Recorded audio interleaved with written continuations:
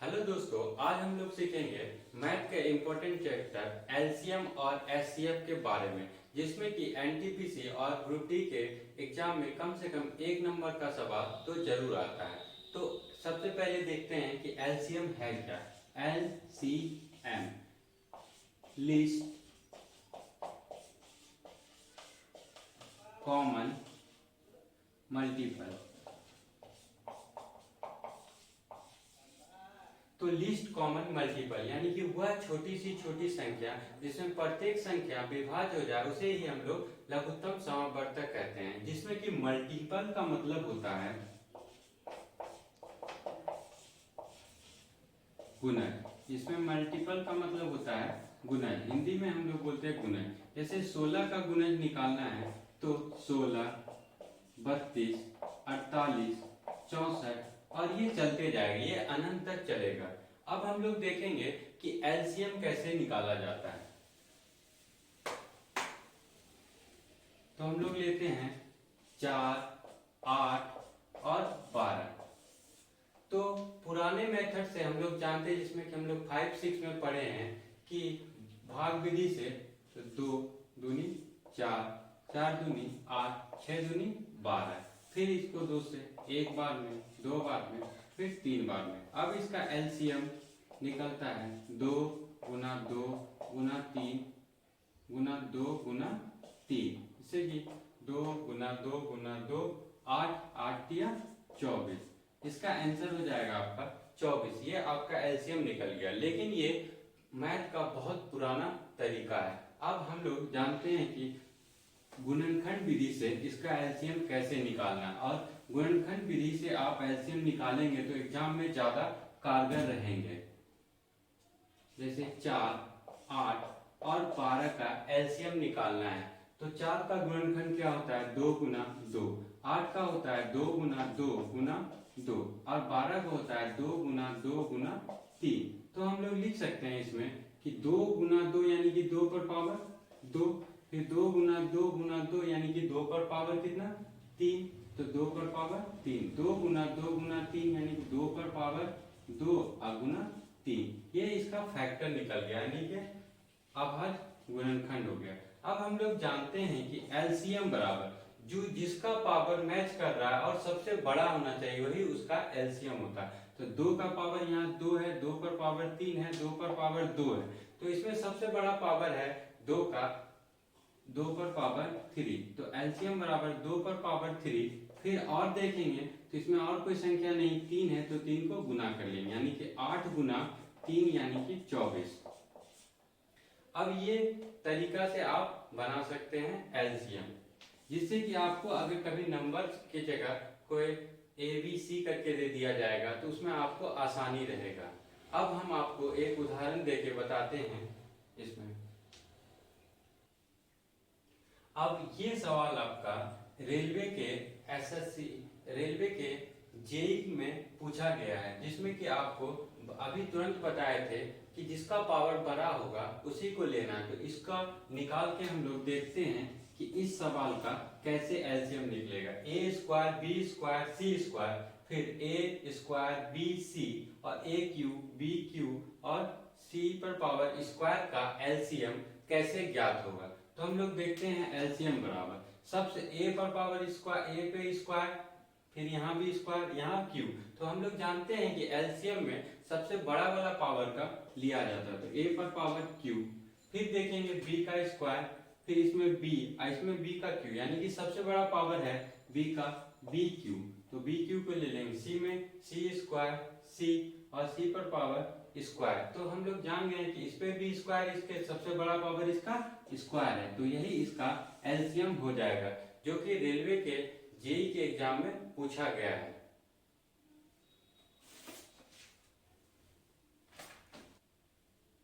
ये सवाल आपका भी रेलवे के जेईई के एग्जाम में पूछा गया है, जिसमें कि आपको उस समय एबीसी था, इसमें नंबर है, तो इसका कैसे एलसीएम निकालना है। तो हम लोग एलसीएम बराबर, अब देखेंगे सबसे बड़ा पावर है 2 का 2, इस पर 2 है, इस पर भी 2 है, तो इसमें लेंगे 2 पर पावर 2, फिर गुना, इस पर 2 का पावर स्क्वायर, इस पर 2 पर पावर 1 है, तो सबसे बड़ा कौन है, ये है, तो इसको लेंगे।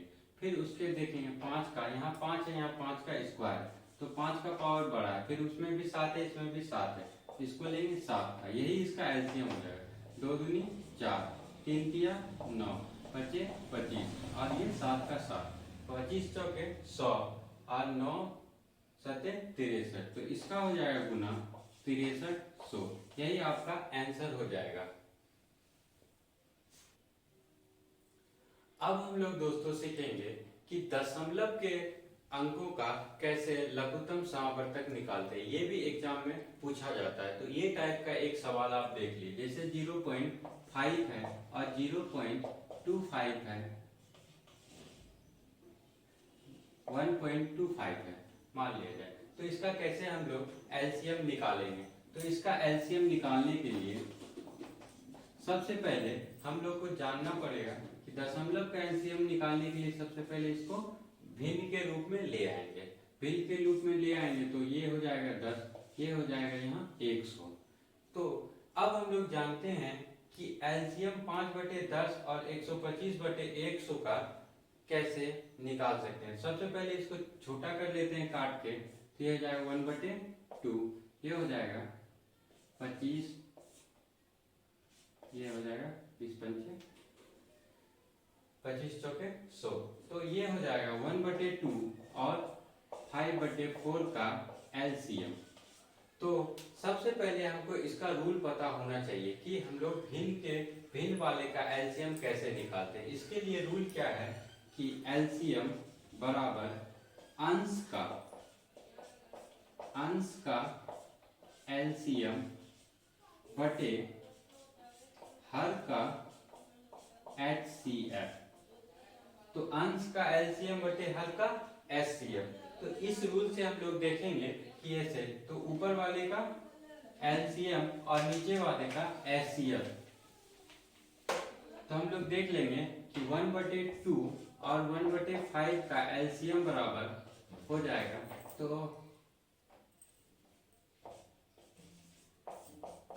1 और 5 का लघुत्तम समावर्तक हमेशा 5 होगा, और 2 और 4 का HCF हमेशा 2 होगा, तो इसका मान हो जाएगा 2.5, यही इसका आंसर हो जाएगा।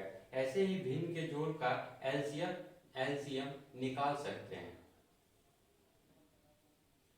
अब हम लोग एलसीएम का सवाल सीखेंगे। लघुत्तम समावर्तक और महत्तम समावर्तक में हम लोग सीखेंगे कि जो सहआभाज्य संख्या है उसका लघुत्तम समावर्तक और महत्तम समावर्तक कैसे बनाया जाएगा। जैसे देखेंगे सहआभाज्य संख्या किसको बोलते हैं, जैसे कि मान लिया जाए 2 और 3, ये सहआभाज्य संख्या है जिसका HCF जो है 1 आना चाहिए, वह सहआभाज्य संख्या होता है। अब मान लिया जाए 5 और 7 सहआभाज्य संख्या है, इसका HCF कितना आएगा, 1 आएगा। फिर 13 और 17 ये दोनों सहआभाज्य संख्या होंगे क्योंकि इसका HCF 1 आएगा। तो जिस संख्या का HCF 1 आता है वह सहआभाज्य संख्या कहलाती है। जिसमें कि हम एक सवाल लिखेंगे। अब हम लोग देखेंगे कि सहआभाज्य संख्या पर ये सवाल है, दो सहमूल संख्या x और y का लघुत्तम समावर्तक क्या होगा। तो अभी हम लोग बताए थे वह संख्या जिसका कि दोनों संख्याओं का महत्तम समावर्तक यानी कि HCF 1 होता है, उसे सहआभाज्य संख्या कहते हैं। जब उसका महत्तम समावर्तक 1 होगा तो उसका लघुत्तम समावर्तक आपस में गुना हो जाएगा, यानी कि x एक संख्या है दूसरा संख्या y है, तो LCM बराबर x इंटू वाई यानी कि xy। इसका आंसर हो जाएगा xy, क्योंकि अगर मान लिया जाए एक संख्या 3 है एक संख्या 5 है, सहआभाज्य संख्या है, इसका HCF 1 आ रहा है, तो वैसा कोई संख्या नहीं है जो कि इससे पहले गुणनखंड से पहले उसका एलसीएम आएगा, तो ये दोनों गुना हो जाता है। तो ऐसे संख्या का एलसीएम आपस में गुना हो जाते हैं। अब लघुत्तम समावर्तक और महत्तम समावर्तक में, यानी कि लघुत्तम समावर्तक और महत्तम समावर्तक पर टाइप 2 टाइप के सवाल देखेंगे जिसमें दोनों चीज का यूज होगा। तो लघुत्तम समावर्तक और महत्तम समावर्तक का एक फॉर्मूला होता है जिसमें कि पहला संख्या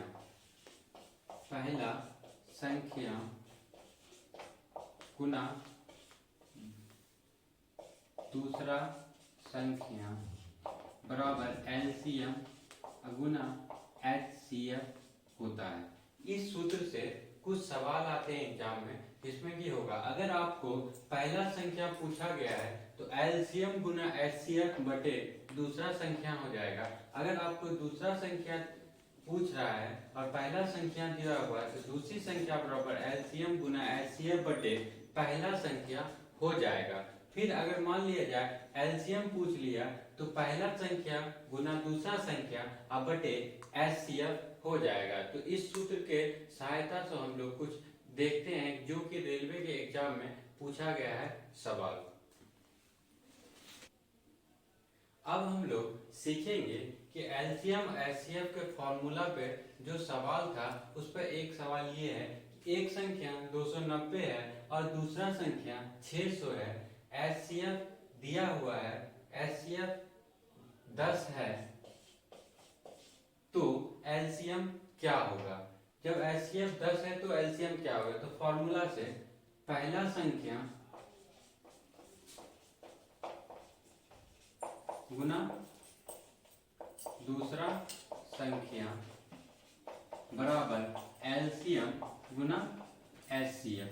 तो पहला संख्या कितना दिया हुआ है 290, फिर गुना दूसरा संख्या कितना दिया हुआ है 600, तो लिख देंगे 600। एलसीएम निकालना है तो एलसीएम को रख देंगे और एचसीएफ इधर 10 दिया है तो 10 को रख देंगे। तो फिर एलसीएम बराबर क्या हो जाएगा, एलसीएम बराबर होगा 290 गुना 600, ये इधर गुना में था तो इधर आगे क्या हो जाएगा भाग में हो जाएगा, तो एक जीरो इससे कट जाएगा। अब 6 से भाग दे देंगे इसको, तो 9 चौके 54, बाकी 5, 6 दूनी 12, 5 17 और 2 जीरो है तो 2 जीरो उतार देंगे, यही इसका सॉल्यूशन होगा। तो आपको उस फॉर्मूले से एक सवाल का उदाहरण देके आपको बताया, ऐसे ही आपका सारा सवाल बनेगा। जो ये सवाल बहुत इंपॉर्टेंट है जो कि आपको एग्जाम में पूछा जाता है। अब ये टाइप 3 में देखेंगे इस टाइप का सवाल जिसमें कि एलसीएम पे ये सवाल बनता है। वह छोटी से छोटी संख्या ज्ञात कीजिए जिसे 12, 15, 20, 54 से विभाजित करने पर प्रत्येक मामले में 8 शेष बचे। हम लोग जानते हैं कि छोटी सी छोटी संख्या बोलेगा तो उसमें क्या एलसीएम निकालना है। हम लोग सबसे पहले इस क्वेश्चन में सोचेंगे कि इसका एलसीएम निकालने और बोल रहा है कि 8 शेष बचे, तो अगर मान लिया जाए हम लोग जो एलसीएम लाएंगे उसमें हम अगर 8 शेष घटा देंगे तो इसका आंसर आ जाएगा, सॉरी 8 जोड़ देंगे तो इसका आंसर आ जाएगा। तो देखते हैं हम लोग इसका एलसीएम 12, 15, 20 और 54। तो हम जानते हैं कि 12 का फैक्टर कितना होता है 2 गुना 3। 15 का क्या होता है 3 गुना 5। 20 का क्या होता है 2 गुना 5। और 54 का होता है 2, 27 गुना 3 गुना 3 गुना 3। तो तीनों का लिख लिए। अब हम लोग जानते हैं कि इस टाइप से हमको करना क्या है, 2 गुना 2 है, इसको हम लोग कितना लिख सकते हैं 2 पर पावर 2। यहाँ 3 ये तो ठीक है 2 गुना 2, तो इसको भी 2 पर पावर 2 और गुना 5। यहाँ 2 गुना 3 पर पावर 3 गुना 3 3 है, तो इसको डायरेक्ट हम लोग 2 पर पावर 3 लिख सकते हैं। अब इसका एलसीएम हम लोग आसानी से निकाल लेंगे। अब सबसे बड़ा पावर है 2 पे पावर 2, फिर 3 का इसमें 3 इसमें 3 पर पावर 3, तो सबसे बड़ा फैक्टर को हम लोग यहाँ लिख लेंगे। फिर इसमें 5 बचा तो 5 को लिख लेंगे। 2 दूनी 4, 3 तिया 9 9 तिया 27, यानी कि 4 गुना 27 गुना 5, यानी कि 5 चौके 20, 20 गुना 27, 27 दूनी 54, 540। इसका एलसीएम आया 40, लेकिन बोल रहा है कि प्रत्येक संख्या में 8 शेष बचना चाहिए। तो अगर हम इतना में भाग देंगे सबको तो सब पूरा पूरा कट जाएगा, लेकिन अगर हम इसमें 8 जोड़ देते हैं तो जो संख्या आएगा यानी कि 548 किसी से भी भाग देंगे तो 8 शेष बचेगा, तो इसका आंसर हो जाएगा 548। अब हम लोग देखेंगे कि लघुत्तम समावर्तक का उसी टाइप पर एक सवाल जो कि हम लोग देखे थे उस बार, कि इस बार 8 शेष बचता था, लेकिन इसमें 12, 20, 32 और 50 शेष बचता है, यानी कि वह छोटी सी छोटी संख्या ज्ञात कीजिए जिसमें 16, 24, 36 और 54 से विभाजित करने पर शेष 12, 30, 32 और 50 बचता है। तो इस टाइप के सवाल में हम लोग सबसे पहले क्या करते हैं कि जो 16 और 12 है, 24 और 20 है, 36 और 32 है और 54 और 50 है, इसका अंतर देख लेते हैं, और जितना अंतर बचता है अगर अंतर सेम है तो इसको बनाने का सबसे आसान तरीका है, जैसे 16 माइनस 12 बराबर 4, फिर 24 माइनस 20 बराबर 4, 36 माइनस 32 बराबर 4 और 54 माइनस 50 बराबर 4 हो रहा है। तो इसका मतलब है कि सबका अंतर जो है 4 है। अब हम लोग क्या करेंगे, इसमें 16, 24, 36 और 54 का एलसीएम निकाल लेंगे, क्योंकि छोटी सी छोटी संख्या बोला है। तो 16 का क्या होगा, 2 गुना 2 गुना 2 गुना 2, यानी कि 4 बार 2 को गुना करेंगे। फिर 24 का क्या होगा, 2 गुना 2 गुना 2 गुना 3। फिर 36 का क्या होगा, 2 गुना 2 गुना 3 गुना 3। उसी प्रकार 54 का हो जाएगा 2 गुना 3 गुना 3 गुना 3। तो हम लोग देख लेंगे कि 16 का क्या होता है, तो 2 पर पावर सीधा 4 हो जाएगा। फिर 24 का क्या होता है, 2 पर पावर 3 और गुना 3 हो जाएगा। 36 का क्या होता है, 2 पर पावर 2 और गुना 3 पर पावर 2 हो जाएगा। फिर 54 का क्या होता है, 2 गुना 3 पर पावर 3 हो जाएगा। तो तीनों का चारों का हम लोग को फैक्टर निकल गया। अब इसका एलसीएम क्या होता है, एलसीएम बराबर, अब हम जो जानते हैं कि जो सबसे बड़ा पावर है उसी को एलसीएम में लेते हैं। तो 2 का सबसे बड़ा पावर 2 पर पावर 4 है गुना, अब यहाँ देखते हैं 3 का सबसे बड़ा पावर है 3 पर पावर 3 और इसमें कोई दूसरा अंक नहीं है, तो हम लोग इसी का निकालेंगे। 2 पर पावर 4 को 16 और 3 पर पावर 4 को 3 पर पावर 3 को 27 लिख देते हैं। तो 16 गुना 27 उत्तर से 16 गुनी 32।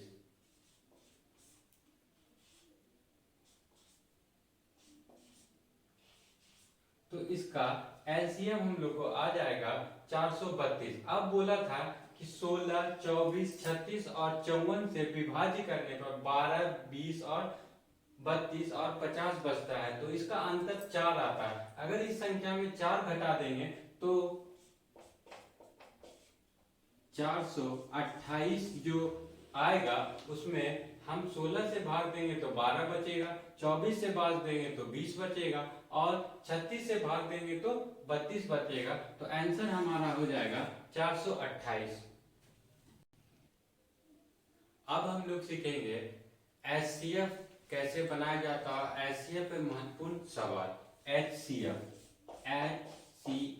यानी कि हाईएस्ट कॉमन फैक्टर। एचसीएफ का फुल फॉर्म होता है हाईएस्ट कॉमन फैक्टर, मतलब वह बड़ी से बड़ी संख्या जो कि सभी संख्या को विभाजित कर देती है, उसी को हम लोग महत्तम समावर्तक बोलते हैं। अब महत्तम समावर्तक बनाने के लिए कुछ रूल है जो कि हम लोग बचपन से पढ़ते आ रहे हैं। मान लीजिए यहाँ 15 और 25 का एचसीएफ निकालना है, तो कैसे निकालते हैं, तो हम लोग 5-6 क्लास में पढ़े हैं। 15 को भाग विधि से, 15 को 25 से भाग दे देते हैं। इसमें एक बार में 15 बचता है 10, फिर इसको यहाँ देते हैं, एक बार में 10 बचता है 5, फिर इसको यहाँ ले जाते हैं, 2 बार में 10 कट गया। इसका मतलब ये जो 5 है ये इसका HCF हो जाता है। लेकिन ये पुराना विधि है जिससे कि आप बनाएंगे तो आपको बहुत ज्यादा समय लगेगा और आपको कंपटीशन में दिक्कत होगा। इसीलिए आप लोग सीखेंगे वो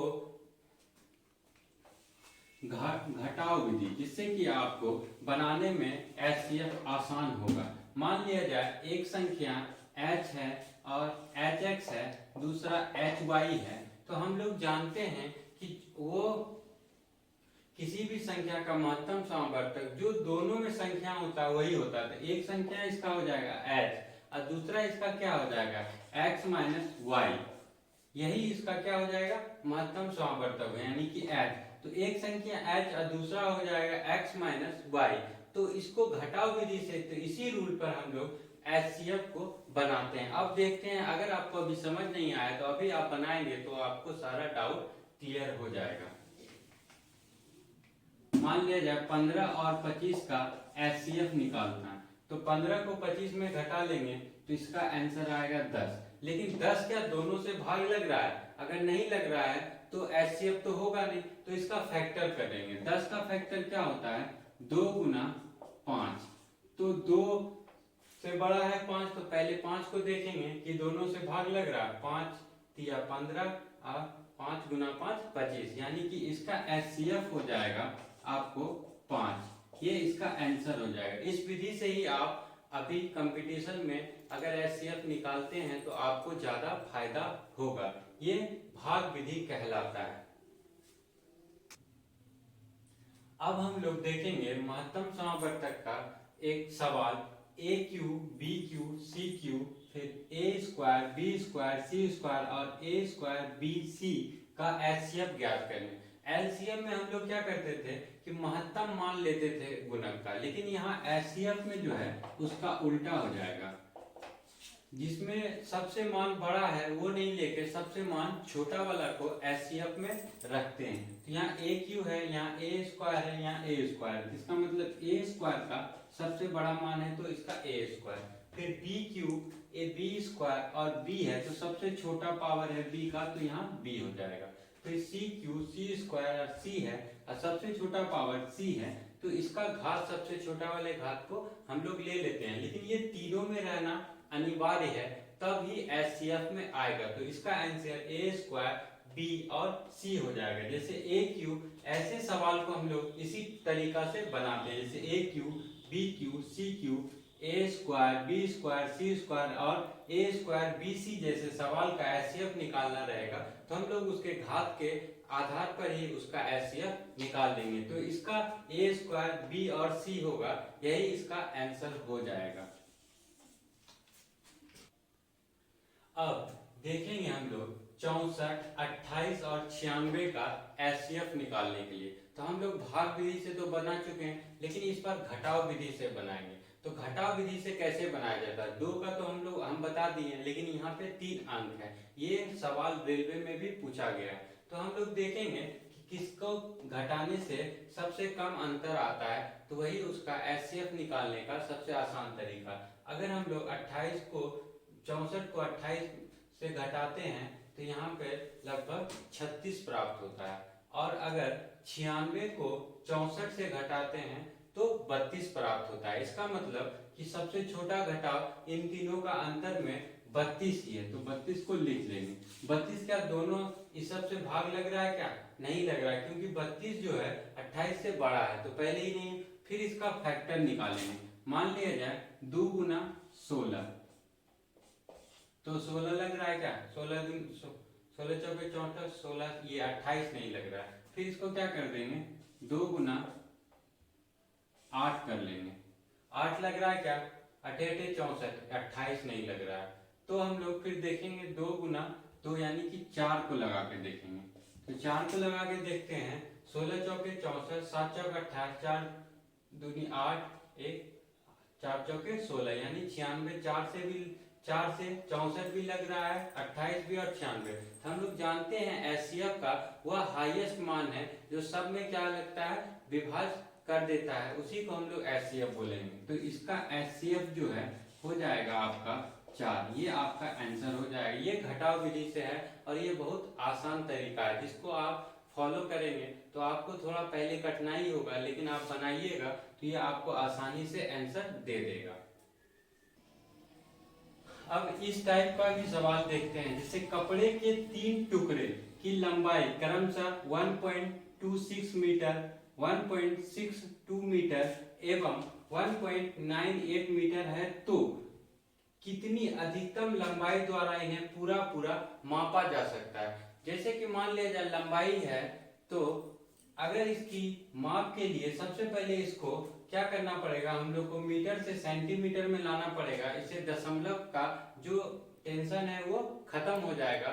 और इसमें बोल रहा है द्वारा इन्हें पूरा पूरा मापा जा सकता है, यानी कि सबसे बड़ा माप, यानी कि इसका एचसीएफ निकालना है। तो सबसे पहले 1.26 मीटर को हम लोग लिख सकते हैं 16 सेंटीमीटर, यानी 100 से इसको गुना करेंगे तो दशमलव का 2 अंक खत्म हो जाएगा। तो 1.62 मीटर को हम लोग लिख सकते हैं 162 सेंटीमीटर। फिर 1.98 मीटर को हम लोग लिख सकते हैं 158 सेंटीमीटर। अब इसका एलसीएम निकालना है, तो हम लोग घटाव विधि से इसका एलसीएम निकाल देंगे। 126, 162 और 198। अब देखेंगे कि किसका मान सबसे नजदीक आ रहा है। 126 में 162 घटाएंगे, फिर 198 में 162 घटाएंगे। तो 162 में 126 घटाते हैं 6 यानी 36। 198 में हम लोग 162 घटाते हैं 6 यानी इसमें भी 36 आ रहा है, तो 36 को ही रख लेंगे। इसका मान लिया जाए 1 घटाव में 36। अगर 36 दोनों से तीनों से भाग लग जा रहा है तो यही इसका एलसीएम हो जाएगा। देख लेते हैं, 6 के 36, 3 3 9 3 12, ये तो लग गया भाग। अब हम देखते हैं 6 चौके 34, 36 भाग 162, तो 4 बार में 6 चौके 24, तो ये तो नहीं लग रहा भाग, तो इसको छोड़ देते हैं। अब 36 का कोई फैक्टर देखते हैं, तो 2 गुना 18, 18 से अगर भाग लग जाता है तो इसका हो जाएगा। फिर 18 60 से बता 18 95 बैठते चौका टोटल से 18 सते 96।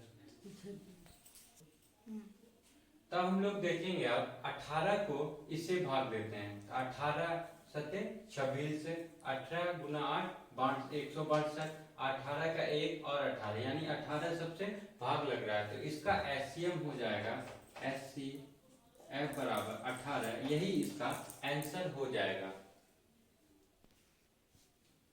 अब हम लोग एचसीएफ का एक भिन्न का सवाल देखेंगे। तो हम लोग एलसीएम में पढ़े थे कि अगर किसी संख्या का एलसीएम होता है तो उसका अंश में जो है हम लोग ऊपर रखते हैं और हर का एचसीएफ करते हैं, लेकिन एचसीएफ में उल्टा है। इसमें अंश का एचसीएफ मतलब महत्तम समावर्तक और हर का एलसीएम होगा। ऐसे भिन्न वाले सवाल को बनाने के लिए यही रूल काम करता है। तो देखते हैं हम लोग बना के इस पे सवाल। तो एचसीएफ बराबर अंश 34, 85 और 68 का एचसीएफ बटे 9, 18 और 45 का एलसीएम। तो इसका और इसका सबसे जो नजदीकी डिफरेंस है उसको खोजेंगे। तो 85 और 68 ज्यादा नजदीक है, तो 85 में 68 को घटा लेंगे तो कितना हो जाएगा 7, 1 गया तो 17 यानी कि 17। तो इसका एचसीएफ बराबर 17। 17 क्या सबसे भाग लग रहा है क्या? 85 में से 68 घटाएं तो 17, 17 दूनी 34, 17 बचे 85, 17 का 68, तो ये तीनों 17 के पहाड़ा में आ रहा है, तो इसका ऊपर हो जाएगा आंसर 17। नीचे अब एलसीएम निकालना है, तो 9, 18 और 45, तो 9 क्या 45, ये बड़ी सी बड़ी संख्या अगर ये दोनों से भाग लग जाएगी तो इसी का एलसीएम ये हो जाएगा, 9 पचे 45, 18 दूनी 36, ये नहीं हो रहा है तो इसका आप निकाल लेते हैं हम लोग एलसीएम। 9 का फैक्टर क्या होगा, एलसीएम क्या होगा, 9, 18 और 45, 3 गुना 3 9, 2 गुना 3 गुना 3, और 45 को हम लोग लिख सकते हैं 3 गुना 3 गुना 5। तो इसको हम लोग लिख सकते हैं 3 का स्क्वायर, फिर इसको हम लोग लिख सकते हैं 2 गुना 3 का स्क्वायर, इसको लिख सकते हैं 3 का स्क्वायर गुना 5। अब हम लोग एलसीएम निकालने के लिए क्या करते थे, जो बड़ा वाला है उसको ले लेते हैं, यानी कि 3 का स्क्वायर, फिर इधर सॉरी पहले 2 लिख लेंगे, 2 है तो 2, फिर 3 का स्क्वायर, फिर ये 5, यानी कि 17 बटे 3 दिया 9, 5 दूनी 10, इसका हो जाएगा 90। यही इसका आंसर हो जाएगा, यानी कि ऊपर वाला का एचसीएफ, नीचे वाला का एलसीएम। भिन्न वाले सवाल का ऐसे ही सवाल बताएंगे। इसी के साथ आज का चैप्टर को हम लोग समाप्त करते हैं, और भी और इम्पोर्टेंट सवाल होगा तो उसे पार्ट 2 में लाया जाएगा।